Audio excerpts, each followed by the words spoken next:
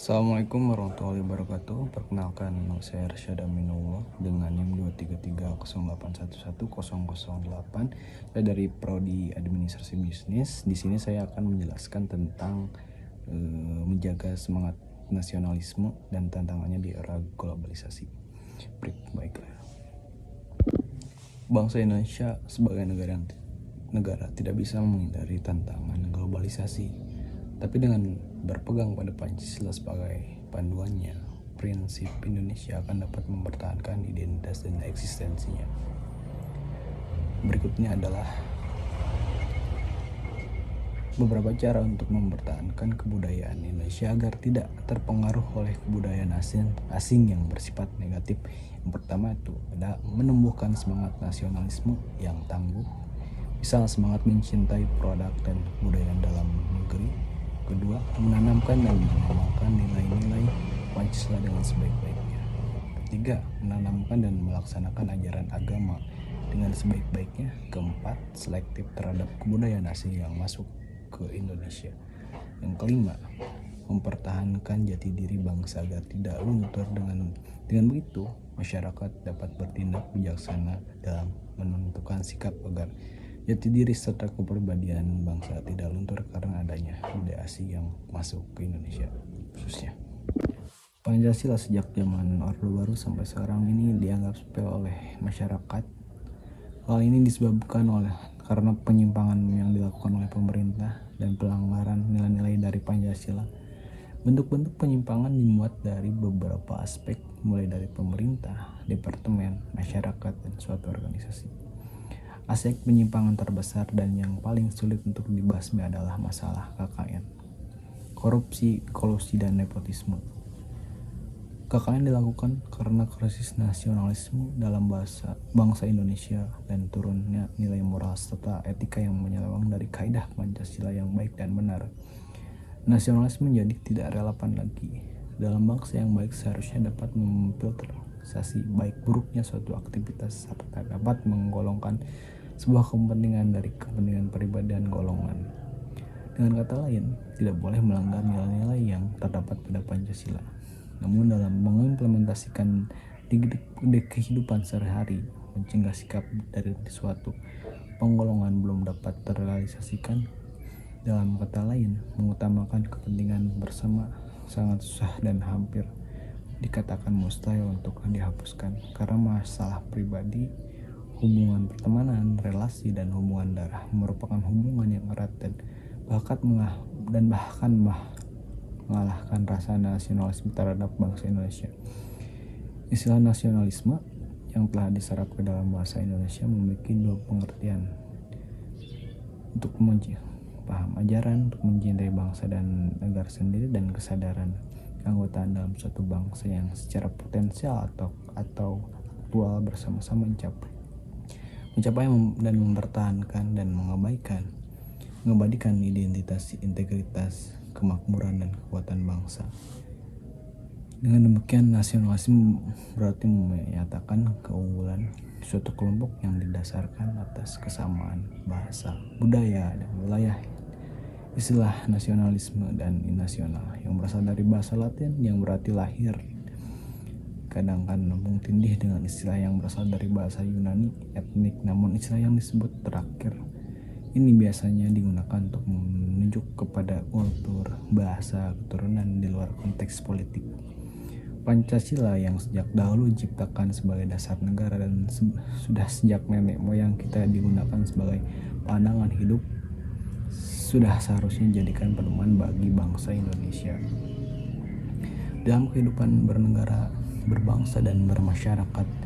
Demikian juga generasi muda Pancasila yang mulai kehilangan pamornya di kalangan generasi muda diharapkan akan muncul kembali kejayaannya. Jika generasi muda mulai sadar dan memahami fungsi Pancasila serta melaksanakan dalam kehidupan sehari-hari, semangat nasionalisme di kalangan generasi muda mulai menurun. Hal ini bisa dilihat dari banyaknya generasi muda yang menganggap bahwa budaya barat lebih modern dibandingkan dengan budaya sendiri. Generasi muda, terutama di kalangan mahasiswa, pelajar, bersikap, berpakaian, berbicara, sampai pola hidup yang cenderung meniru budaya asing. daripada budaya sendiri. Hal ini terjadi di hampir seluruh pelosok, bukan hanya di kota-kota besar, tetapi sudah menambah ke pelosok-pelosok desa. Akhir-akhir ini mulai banyak dibicarakan atau dipertanyakan tentang wawasan kebangsaan dan generasi muda. Banyak sekarang sudah dilaksanakan. Semua kegiatan tersebut selalu melibatkan generasi muda sebagai subjek pengembang nilai-nilai Pancasila yang diharapkan dapat memberikan peran dan kontribusi bukan hanya sekarang tapi juga akan masa yang akan datang, menjadi aktor dan pelaku dalam pembangunan nasional. Tentu saja memudarnya semangat nasionalisme memiliki penyebab yang pasti, antara ada faktor penyebab internal dan faktor penyebab eksternal. Faktor penyebab internal pertama ada pemerintah pada zaman reformasi yang jauh dari harapan para pemuda, sehingga membuat mereka kecewa pada kinerja pemerintah saat ini. Terkuaknya kasus-kasus korupsi, penggelapan uang negara, dan penyalahgunaan kekuasaan oleh para pejabat negara membuat para pemuda enggan untuk memperhatikan lagi pemerintah. Sikap keluarga dan lingkungan sekitar yang tidak mencerminkan rasa nasionalisme dan patriotisme, sehingga para pemuda meniru sikap tersebut. Para pemuda merupakan peniru yang baik terhadap lingkungan sekitarnya. Kemudian demokratisasi yang melewati batas etika dan sopan santun dan maraknya unjuk rasa telah menimbulkan frustasi di kalangan pemuda. Hilangnya optimisme sehingga yang ada hanya sifat malas, egois, dan emosional. Tertinggalnya Indonesia dengan negara-negara lain dalam segala aspek kehidupan membuat pemuda tidak bangga lagi menjadi bangsa Indonesia. Kemudian faktor eksternal, cepatnya arus globalisasi yang berimbas pada moral pemuda. Mereka lebih memilih kebudayaan negara lain dibandingkan dengan kebudayaan sendiri. Sebagai contoh, para pemuda lebih memilih memakai pakaian-pakaian dari luar negeri dibandingkan pakaian yang berasal dari lokal, kemudian menggunakan pakaian-pakaian minim yang mencerminkan kebudayaan barat dibanding memakai batik atau baju yang sopan yang mencerminkan budaya bangsa Indonesia. Para pemuda ini dikuasai oleh narkoba dan minuman keras, sehingga sangat merusak martabat bangsa Indonesia. Paham liberalisme yang dianut oleh negara-negara barat yang memberikan dampak pada kehidupan bangsa.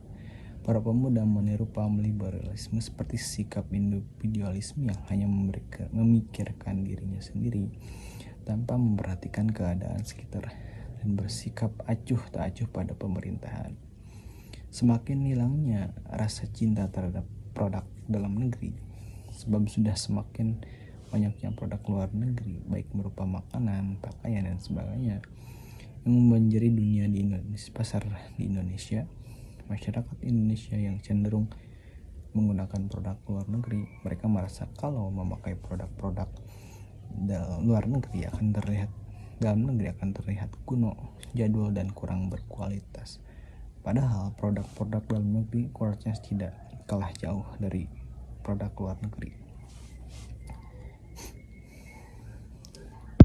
Karakter muda Indonesia mengembangkan sikap nasionalisme melalui 3 proses, yaitu pembangunan karakter builder, yaitu generasi muda membangun karakter positif bangsa melalui kemauan keras untuk menjunjung nilai-nilai moral serta mengimplementasikannya pada kehidupan nyata. Yang kedua, memperdaya karakter enabler. Generasi muda menjadi role model dari pengembangan karakter bangsa yang positif dengan inisiatif membangun kesadaran kolektif dengan kohensivitas tinggi, misalnya menyerukan penyelesaian konflik. Yang ketiga, rekayasa karakter engineer, yaitu generasi muda berperan dan berprestasi dalam ilmu pengetahuan dan kebudayaan, serta terlibat dalam proses pembelajaran dalam mengembangkan karakter positif bangsa sesuai dengan perkembangan zaman dan nilai-nilai Pancasila. Kemudian upaya-upaya untuk menumbuhkan jiwa nasionalisme generasi muda bangsa Indonesia. Rapuhnya rasa kebudayaan bagi bangsa selama beberapa tahun belakang ini sesungguhnya disulut oleh menguatnya sentimen kedaerahan dan semangat primordialisme pasca krisis. Suatu sikap yang sedikit banyak disebabkan oleh kekecewaan sebagai besar anggota dan kelompok masyarakat bahwa kesepakatan bersama sosial kontrak yang mengandung nilai-nilai seperti keadilan dan perkemanusiaan dan musyawarah kerap hanya menjadi wacana belaka. Bukan hal yang aneh jika semangat solidaritas dan kebersamaan pun terasa semakin tenggelam sejak beberapa dekade terakhir. Upaya untuk menumbuhkan jiwa nasionalis pada generasi muda bangsa ini tidak hanya tanggung jawab pemerintah sebagai penyelenggara, namun juga membutuhkan peran aktif masyarakat. Kemudian di sini ada peran keluarga. Yang pertama, memberikan contoh teladan tentang rasa kecintaan dan penghormatan pada bangsa, misalnya dengan menunjukkan para pahlawan pendahulu yang telah merebut kemerdekaan, memberikan pengawasan yang menyeluruh kepada anak terhadap lingkungan sekitar dan memastikan anak tumbuh dalam lingkungan yang baik, selalu menggunakan produk dalam negeri dan merasa bangga dalam menggunakannya. Kemudian peran pendidikan, memberikan pelajaran tentang pendidikan Pancasila dan kewarganegaraannya, juga bela negara, dan menanamkan sikap cinta tanah air dan menghormati jasa pahlawan dengan mengadakan upacara Senin setiap hari dengan penuh khidmat. Kemudian memberikan pendidikan moral sehingga para pemuda tidak mudah menyerap hal-hal negatif yang dapat mengancam ketahanan nasional. Dengan cara ini diharapkan para pemuda tidak terpengaruh dengan berbagai hal yang dapat menghancurkan bangsa. Kemudian peran pemerintah menghalalkan berbagai kegiatan yang dapat meningkatkan rasa nasionalisme seperti seminar dan pameran kebudayaan, mewajibkan pemakaian batik kepada pegawai negeri sipil setiap hari Jumat. Hal ini dilakukan karena batik merupakan sebuah kebudayaan asli Indonesia yang diharapkan dengan kebijakan tersebut dapat meningkatkan rasa nasionalisme dan patriotisme bangsa, lebih mendengarkan dan menghargai aspirasi pemuda untuk membangun Indonesia agar lebih baik lagi. Hal yang dapat dilakukan untuk menumbuhkan nasionalisme dan generasi muda, memberikan contoh dan tindakan yang baik tentang menghormati dan mencintai bangsa dan negara dengan cara mengenang perjuangan para pahlawan bagi kemerdekaan. Yang kedua, memberikan pengawasan kepada anak untuk memastikan tumbuh kembang anak berjalan dengan baik dalam lingkup yang kondusif. Yang ketiga, menggunakan produk-produk dalam negeri serta melestarikan kebudayaan yang ada di dalam negeri sendiri agar tidak dilupakan oleh generasi penerus bangsa. Kemudian, menghilangkan pemikiran etnocentrisme dalam masyarakat kenegaraan Indonesia adalah bangsa yang menghilangkan pemikiran etnisme dalam masyarakat karena bangsa Indonesia adalah bangsa yang multikultur dan harus selalu dapat menerima perbedaan yang ada. Kemudian selektif dalam menyaring kebudayaan-kebudayaan yang asing yang masuk ke dalam negeri yang dilakukan sesuai dengan penerapan nilai-nilai Pancasila. Jadi kesimpulannya adalah untuk menjadi bangsa yang besar, bangsa Indonesia harus menanamkan sikap nasionalisme sejak dini, sejak kecil atau sejak masa sekolah dasar. Karena jika sikap telah kehilangan nasionalisme terlambat diimplementasikan kepada bangsa Indonesia telah kehilangan generasi muda yang rendahkan sikap nasionalisme. Maka untuk menanggulangi masalah tersebut dan untuk menambah rasa nasionalisme bangsa Indonesia adalah dengan dilatih tentang sikap-sikap yang baik sesuai dengan nilai-nilai dari Pancasila dan tidak mengajarkan hal yang melanggar nilai-nilai Pancasila, kemudian menanamkan rasa cinta tanah air sejak dini dan melestarikan kebudayaan bangsa Indonesia dan memberikan penyuluhan kepada seluruh bangsa Indonesia akan pentingnya nasionalisme terhadap masa depan bangsa Indonesia.